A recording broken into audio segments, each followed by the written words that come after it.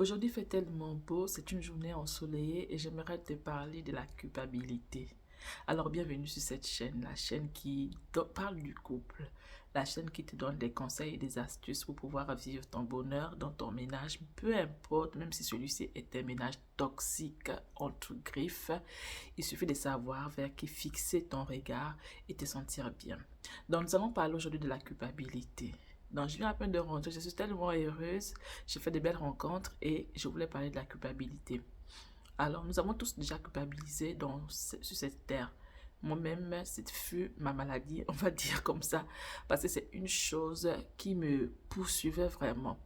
Et je me sentais toujours coupable de quelque chose ou des choses déjà passées. Alors, ce que tu dois comprendre, c'est que la Bible te dit que lorsque tu donnes ta vie à Christ, ce qui est passé est passé. Tu deviens une nouvelle personne. Elle dit aussi que lorsque le Seigneur est mort à la croix, le Seigneur a dit, il a tout accompli, il a tout payé. Il n'a pas dit il a payé la moitié, il a payé le quart, il a payé un demi, il a tout payé. Donc, tout T-O-U-T. Il a tout payé, il n'y a rien qui reste sans être payé. Donc, par rapport à ça, ce que tu dois comprendre, c'est que si tu es cette personne-là qui passe ton temps à culpabiliser, comprends que tu te fais voler par le diable. Oui, tu te fais voler par le diable. Pourquoi? Parce que la culpabilité, c'est une arme puissante de l'ennemi. C'est une chose qu'il utilise le plus souvent pour pouvoir euh, saisir les enfants de Dieu, saisir tout le monde. Il saisit tout le monde parce que lorsqu'on culpabilise, on met comme un point final dans notre vie. On ne réfléchit plus à ce qu'on doit faire. On passe plus le temps à se lamenter, à revenir sur cette chose qu'on a pu faire peut-être autrefois ou bien à l'instant et c'est passé. Donc on culpabilise à tout moment. C'est vraiment une chose qui arrive chez pratiquement la quasi-totalité des gens parce qu'on est humain en fait. Mais la Bible te dit que les choses anciennes sont passées. Quand tu as réussi à te repentir, les choses sont passées. Et toi, tu es aujourd'hui cette personne-là qui passe le temps encore à te lamenter sur les anciens péchés. Peut-être parce que tu passes ton temps à lorsque tu dors, tu fais des rêves, des cauchemars où on te rappelle cela. Lorsque tu veux manger, tu penses à ce que tu as pu faire autrefois. Donc, toi-même également, tu dois faire l'effort de comprendre déjà que c'est passé. Tu peux plus revenir sur ce que tu as pu faire, mais tu peux au moins te repentir sur la chose que tu as pu faire. Et c'est la meilleure des choses. À partir du moment où tu t'es repenti, ça veut dire que le diable n'a plus accès sur toi. Même s'il vient te répéter cela, c'est à toi de lui dire non, le Seigneur a tout payé à la croix. Parce que ce que vous devez comprendre, c'est que le diable, c'est le père du mensonge. Il passe son temps à pouvoir nous faire comprendre que nous, on est rien, on ne nous aime pas, le Seigneur ne nous aime pas. Et surtout quand les choses nous arrivent encore, il nous dit, mais voilà, je t'ai bien dit, tu n'es rien. Il te fait comprendre que tu n'es rien. Il te fait comprendre que tu n'es qu'un pécheur. Il te fait comprendre que le Seigneur ne t'aime pas. Mais c'est à toi de savoir que celui à qui tu es en train de permettre qu'il puisse te dire des choses dans tes pensées ou encore dans tes rêves ou quoi que ce soit, c'est un menteur. Donc quand il vient parler comme ça, c'est à toi d'ouvrir ta bouche pour dire que le Seigneur a tout payé. À partir du moment où tu fermes ta bouche, tu lui donnes le droit de venir encore injecter son venin et te mettre encore en mal. Et tu sais que s'il te met en mal dans ce cas, ta vie est mise en pause. Ta vie est mise de côté parce qu'il va continuer à creuser dans ce sens jusqu'à ce qu'il va te détruire, te ramener même il va te faire déprimer au point où tu ne voudras même plus vivre, tu voudras te ôter la vie. Donc ne permets même pas qu'il te dise cela deux fois. À partir du moment où il t'a dit ça une fois, peut-être que tu n'avais pas encore compris que tu devais répondre en lui disant que le Seigneur a tout payé. Et si toi, ça t'arrive aujourd'hui, comprends que tu as permis cela au Seigneur. Oui, tu as posé des actes, c'est pas faux, tout le monde sait, ou bien peut-être que les gens ne savent pas, peut-être que tu es la seule personne à savoir. Mais l'acte que tu as posé ne te condamne en rien dans la mesure où tu as demandé pardon au Seigneur. L'acte que tu as pu commettre peut te poursuivre si jamais tu n'as pas demandé pardon. Alors si c'est toi aujourd'hui, je te prie de faire cette prière. Demande au Seigneur de venir t'aider à pouvoir surmonter cela. Dis au Seigneur, pardonne-moi déjà pour ce que j'ai pu poser comme acte et aide-moi à pouvoir suivre le chemin que tu as prévu pour moi. Parce que je peux comprendre, aujourd'hui j'ai pitié lorsque je regarde. Avant je me disais, quand quelqu'un était par exemple infidèle, quand quelqu'un était fumeur, là, en tout cas quand les gens avaient ce genre de choses, je me disais mais comment ils peuvent faire ça et tout. En fait, je faisais partie de ceux qui condamnaient aussi. Mais aujourd'hui, j'ai compris une chose, que ils ne font pas exprès. Il y a un esprit qui est lié à ces choses-là. Donc, quand vous voyez ces personnes qui sont attachées à des choses que le Seigneur décrit, que le Seigneur dit que c'est impur, comprenez qu'il y a un démon qui est derrière ces choses. Et on ne peut pas s'en défaire facilement. De soi-même, on ne peut pas s'en défaire. Il faut, peut-être que tu peux encore réussir dans le sens où un membre de ta famille, peut-être que c'est ton père, peut-être que c'est ta mère, peut-être que c'est ta soeur qui prie pour toute la famille, et prie pour toi et prie pour ce péché. Mais dans la mesure où tu n'as personne qui prie pour toi, tu as besoin toi-même de dire, même en blaguant, peut-être que tu ne l'as pas dit genre, tu as peut-être voulu te débarrasser de quelqu'un, tu as dit, ok Seigneur, je t'accepte dans mon cœur, viens, ou tu dis, Seigneur, pardonne-moi, aide-moi à surmonter ceci. Tu le dis même en blaguant. À partir du moment où cela est sorti de ta bouche, peut-être que ce n'est pas à l'instant T que tu verras ton miracle. Il peut arriver à l'instant T, ça dépend. Celui qui a demandé avec foi et qui sait ce qu'il a demandé, ça peut arriver à l'instant T. Mais celui qui a parlé tout juste comme ça, ou celui qui a aussi parlé avec foi, ça peut arriver plus tard. Donc ça peut être progressif. Peut-être qu'il y a plein de choses qu'il faut changer dans ta vie. Donc le Seigneur va agir progressivement.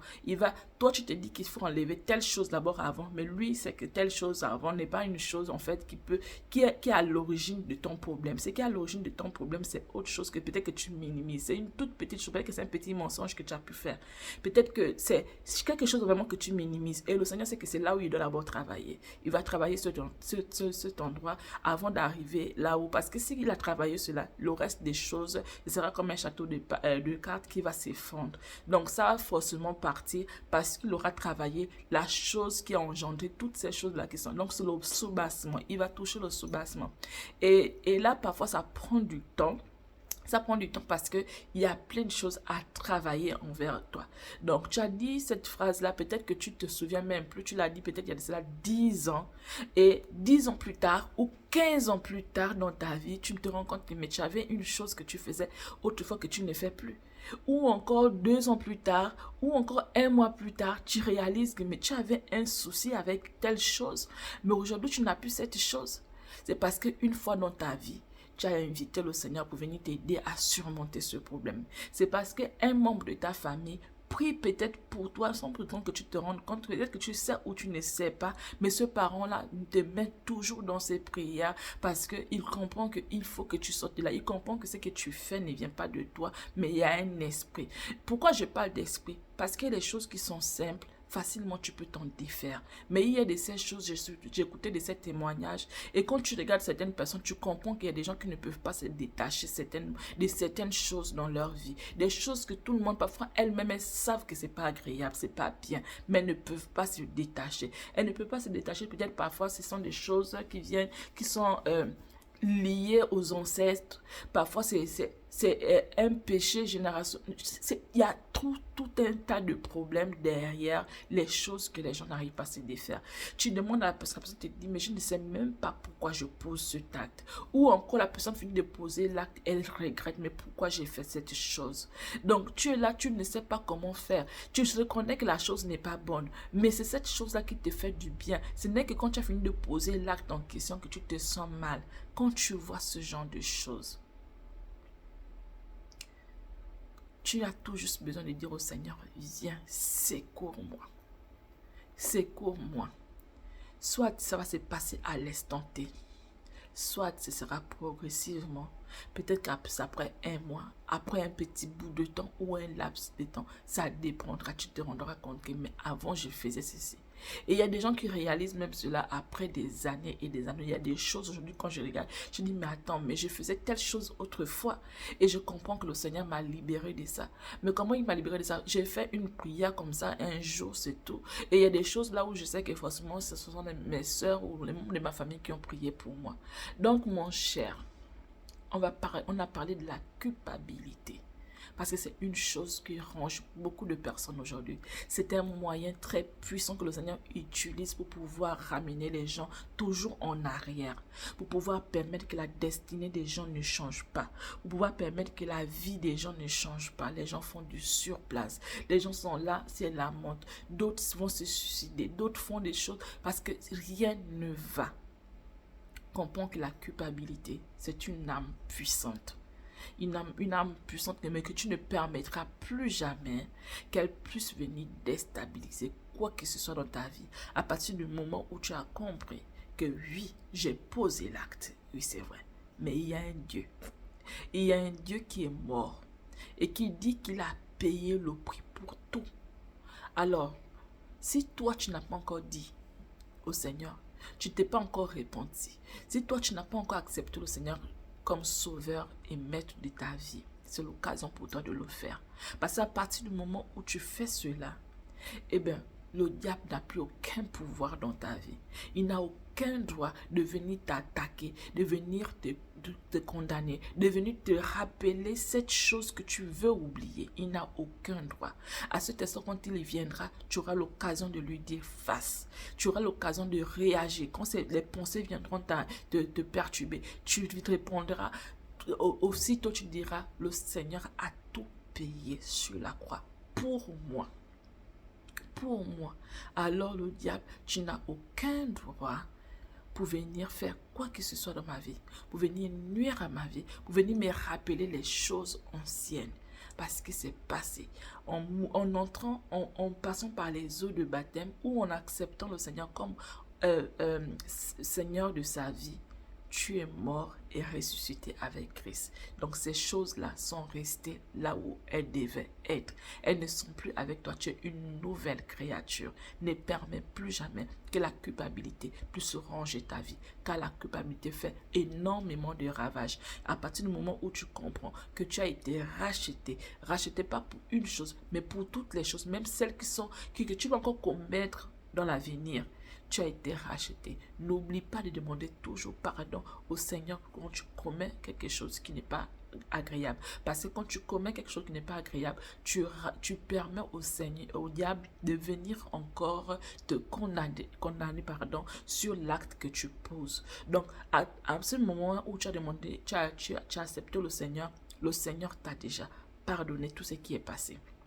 Et maintenant, si jamais il y a des choses que tu fais plus tard, parce qu'on est un corps corruptible. S'il y a des choses que tu fais plus tard, sache que ça aussi, ça a été payé. Mais n'oublie pas de demander pardon parce que toutes les choses que tu commets comme bêtises, eh bien, c'est une porte que tu ouvres. C'est un droit légal que tu donnes à Satan pour venir perturber ta vie, pour venir te rappeler encore les actes que tu as posés autrefois. Donc, demande toujours pardon au Seigneur.